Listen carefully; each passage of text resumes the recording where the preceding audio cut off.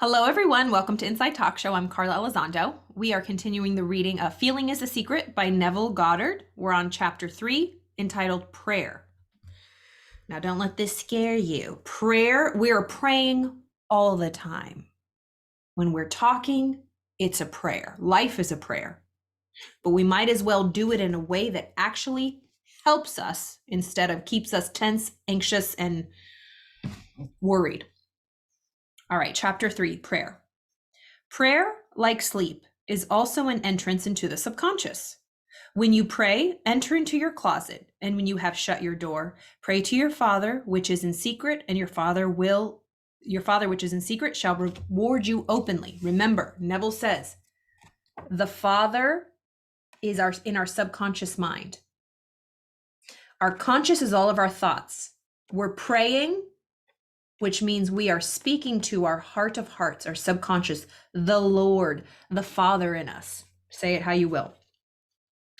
So it says, when you pray, shut your closet, and when the door has shut, pray to your Father. So really it's shutting the door off to the outside world. We're shutting off to the outside world, what we see, hear, smell, taste, touch. We're not letting the outside world dictate us and be dragged into the drama and the chaos. We are going inside. We're going inside to our prayer closet, but really that's going inside to our heart of hearts, our subconscious mind. What was that thing? It says, prayer is when we talk to God. Intuition is when we listen, when God talks to us. Our intuition is when God talks to us. We have to be open and receptive. Prayer is an illusion of sleep which diminishes the impression of an outer world and renders the mind more receptive to suggestion from within. The mind in prayer is in a state of relaxation and receptivity.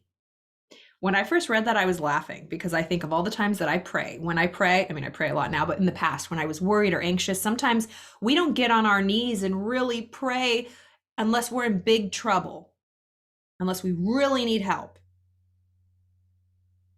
It says prayer is a state of relaxation and receptivity. I said, what? That has not been my experience in the past. When I was living a certain way, which wasn't working, my version of prayer was not relaxed. It was anxious, tense, and worried. In a state of receptivity, no, I wasn't receiving anything because I was just vomiting, verbal diarrhea, spewing, venting to God. I wasn't receiving. I wasn't listening. I was just yapping, and I wasn't relaxed. I was tense. So it says, in prayer, in a state of relaxation and receptivity, akin to the feeling attained just before dropping off to sleep. So that's the state we should be in when we go inside for meditation, for prayer, for being, becoming the oneness with the higher power. Prayer is not so much what you think for. Prayer is not so much what you ask for as how you prepare for its reception. So prayer is not so much what you ask for as how you prepare for its reception. Whatsoever things ye desire, when ye pray, believe that you have received them, and ye shall receive them. The only condition required is that you believe that your prayers have already been realized. The only condition to receive them, the only condition that's required is to believe that your prayer has already been realized. That's all we got to do. That's all we got to do, Carla. I just got to believe. That's the hardest thing to do. That is the game. You must believe. You must feel like you already achieved it. Your prayer must be answered if you assume the feeling that would be yours were you already in possession of your objective. The moment you accept the wish as an accomplished fact, the subconscious mind finds means for its realization. To pray successfully, then, you must yield to the wish. That is, feeling the wish fulfilled. We must yield to it. Think of anything you want in your life right now. I don't care what area it is. What do you want? What do you really want? Not what you think you can get. Not what you figured out. Not what you see as a possibility. What do you want? What do you want? I give you this assignment. Sit down for 10 minutes. Close your eyes And just relax and think about what you want and see how easily or how difficult it is for you to accept it as already being done. The feeling of it. For example, if you want a partner, a loving partner in a relationship, you really want a companion in life, somebody who you to share your life with, and you're single right now. I want you to take that as your desire into prayer, close your eyes, and feel what you would feel like have you already had it. How do you feel? Does it feel like butterflies? Think about the feelings that you've had in the past, successful relationships or better times in other relationships. How did that person make you feel? Did you feel beautiful? Did you feel wanted? Did you feel loved? Did you feel loving? Did you feel connected, seen, secure, comforted? What did you feel? Just feel that. That's prayer. But if we go into it like, oh God, I want a relationship, why not? All we're just thinking about is we don't have it. We're walking into the room, and I've said this before. When we go to pray, we open the door, we walk in, and we're like, this is what I want. We're in total lack because we don't have it. God isn't in that room. God is abundant. God is everything. We got to get out of that room, go in the other room of everything is there. Oh, I already have it. Wow. I can imagine that. That's what daydreaming is. Visualizing, really visualizing, feeling it. And that's where you'll find that frequency, that emotion, that feeling, and just marinate in that. That's prayer. That will be answered with like energy, as opposed to the other one. When you're in lack, doubt, fear, worry, anxiety, because you're letting the outside world and the present results dictate, you will be a victim for the rest of your life. You will never achieve what you want to achieve if you let the outside present results dictate your life. Because if you let the outside results that are happening right now, no matter how bad they are, if you let those run your emotions, you will never get out of that cycle, ever. There's a really good little drawing. This is, the cognitive triad, CBT, cognitive behavioral therapy, when it comes to psychology, mental health. Let me do this real quick. Okay, so the classic triad, CBT, is thoughts lead to feeling, lead to actions. And then your actions produce more thoughts. So this is a classic triad. We think, then we feel, because every emotion you have, every feeling is attached to a thought. Thoughts lead to feeling. There is nothing you feel right now that was not first a thought. So you think, and then it leads to a feeling. So if your feelings are off, there's the culprit. What are you thinking? What are you allowing yourself to get emotionally involved with? Thoughts, feelings, and once you feel something, action. Any action you take, all your behavior, all of your habits are driven by feeling and emotion. If you didn't feel anything about something, you would never do it.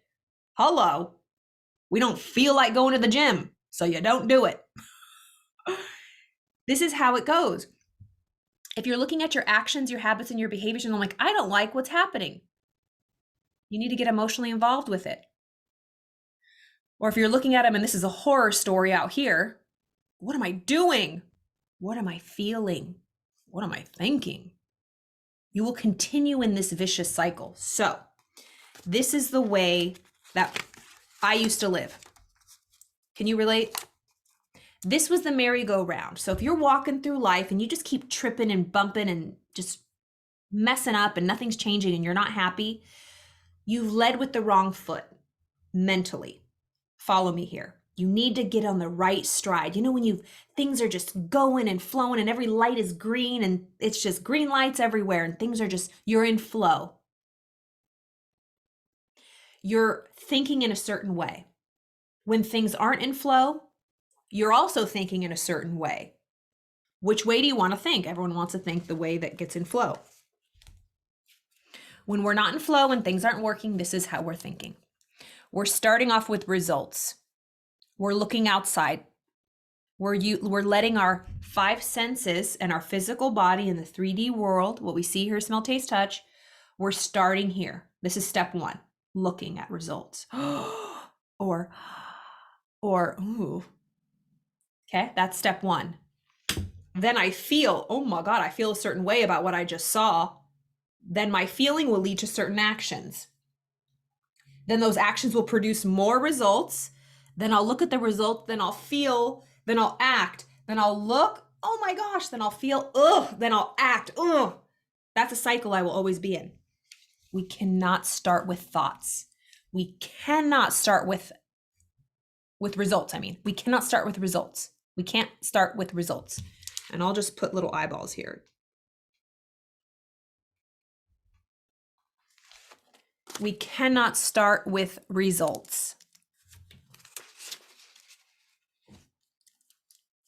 With what we see. This is how we live. No, we can't start with results. Because if we start here, then it'll make us think something about those results. Then we feel, then we act, then we just keep going that cycle. This is what we must start with.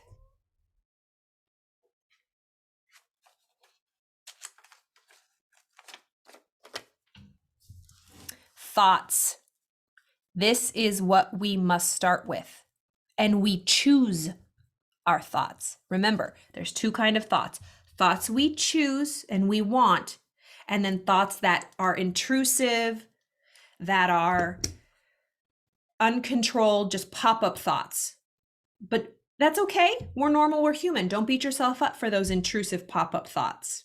Negative thoughts, automatic negative thoughts. They call them ants, A-N-T-S, automatic negative thoughts. We don't have to get involved with those. They're just little flies. Only focus on the thoughts you want. So we'll start with thoughts, the ones we want. Then that leads to feelings. If the thoughts are what we want, the feelings are what we want. Then we take actions according to the feeling and the thoughts. Then we get results. Those are the results we want.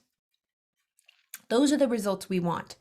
Then we think more about these results, right? These results cause more thoughts, which are good. Then we feel good. That's the cycle you want to be on. So for example, I don't start here, I start here. It's going to be a good day. It's going to be a good day. I think positive about everything. Every situation works out for me. Those are my thoughts. Then I open my eyes. It's the same world, but I see, oh yeah, okay, I can see the good in that. Wow, things just always seem to work out for me. Yeah, I can see, okay. Oh, it is a great day. Wow, look at the flowers over there. Look at that mom playing with the kid. And I will see things because that's the directive I gave my mind.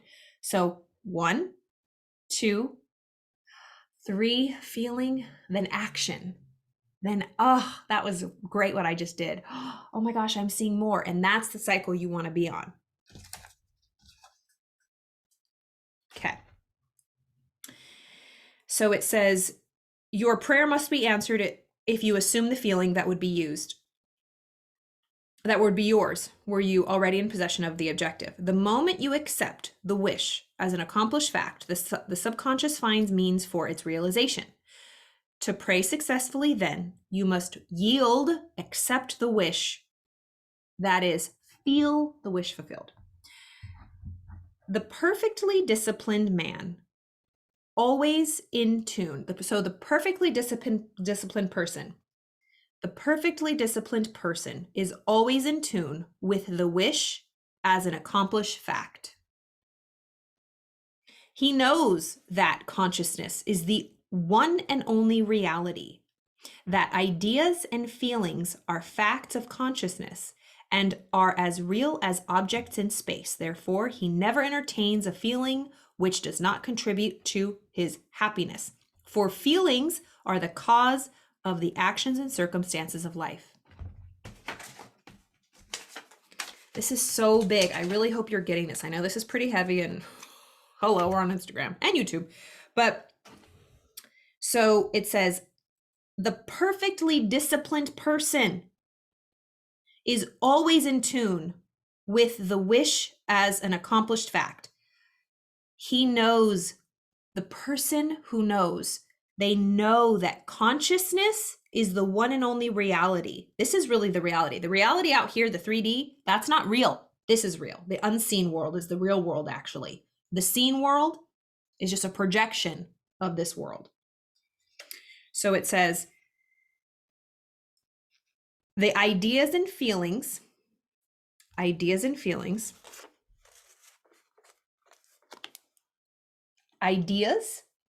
ideas, and feelings are facts of consciousness. Therefore, never entertain a feeling, which means don't ever have a thought that leads to a feeling.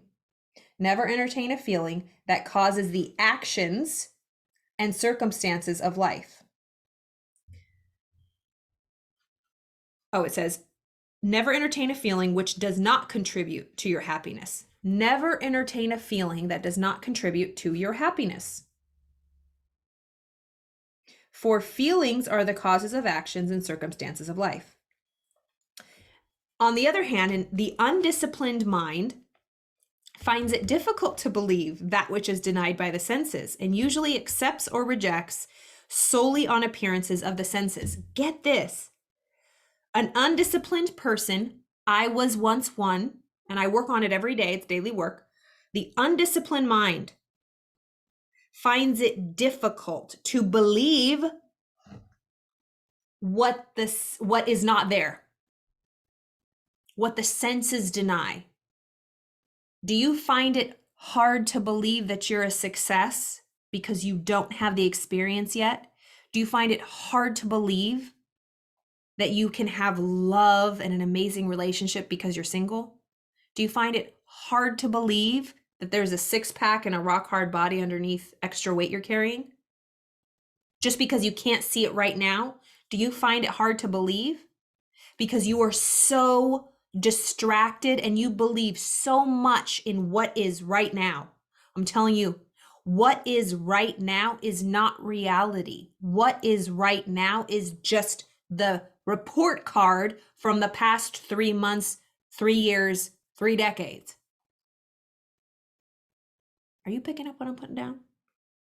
The undisciplined man finds it difficult to believe that which is denied by the senses, and usually accepts or rejects only in their mind. An undisciplined person only accepts or rejects based on what they can see. But remember, what we see is just an illusion. It's just a projection of our inside mind. So because of this tendency to only believe with the 5 senses, not with our imagination, which is the real deal, the tendency to rely on the evidence of the senses, because of the tendency to rely on the evidence of the senses, it is necessary to shut them out before you begin to pray. Before we attempt the feeling to feel what they deny, like I just said, you're single, but you're going to shut out the senses, shut out what's going on right now in the present moment. You're going to shut out the senses and you are going to feel what it's like. Tap into that frequency, change the station on the dial, because that frequency is there. If you want it in your heart, whatever you want, if you have a true desire, it actually exists right now. Remember, Einstein, all the great scientists prove it, physicists, everybody. There's no such thing as time. It's an illusion, time and space. Everything's happening right now. So there's a version of you right now that exists that is successful in living your best life ever, or you couldn't imagine it. All you have to do is flip first internally to that radio station. Then you will start to see it. I'll stop right there for today. Oh, well, I'll end with this. It says, so the undisciplined man finds it difficult to believe that which is denied by the senses, and usually accepts or rejects solely on appearances of the senses. Because of this tendency to rely on the evidence of the senses, it is necessary to shut them out before starting to pray, before attempting to feel that which they deny. Whenever you are in a state of mind, I should like to, but I cannot, the harder you try, the less you are able to yield to the wish. You never attract that which you want, but you always attract that which you are conscious of being. You never attract what you want. You don't attract what you want. You attract that which you are conscious of being. Another way to say it, you don't attract what you want, you attract what you are. And what you are is the composition of your thoughts and feelings. Reverse engineer it. If you're attracting right now in your life not what you want, reverse engineer it. Go up. What are you feeling? Then what are you thinking? Then what are you really exposing yourself to is the real question. What kind of friends are you hanging around? What kind of movies are you watching? What kind of social media are you engaging in? This is good. Remember, you right now are just a receipt, a report card of the last 3 months. Who you will be in November and December is who you decide to be in your mind right now, today. Get with the program. Speaking of programs, what really changed my life was a personal development program. I love personal development and I have read books and I followed things all the time, but I never invested. Like I talked about yesterday, there is no reward without risk. You must risk something. If you want money, you have to give money. If you want love, you have to give love. You can't get love first and then give it. I'll give love when someone loves me. You ain't ever gonna get love. I'll give people money when I get money. That's not how it happens. You have to put some skin in the game.